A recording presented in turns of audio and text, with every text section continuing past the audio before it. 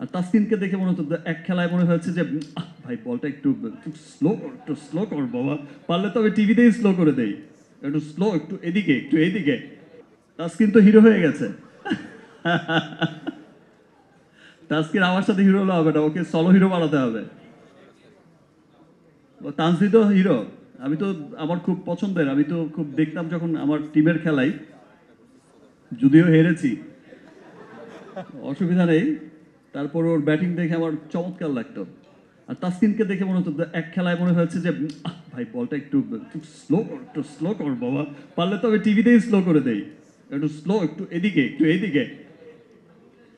So আমার তাসকিনও অনেক চমৎকার, প্রাউড করার মতো এই প্লাসে চলে এসেছে। তানজিদও অনেক ভালো করেছে, আমাদের সাব্বিরও অনেক চমৎকার, এবার তো একেবারে সিক্সের বন্যা বইয়ে দিয়েছে।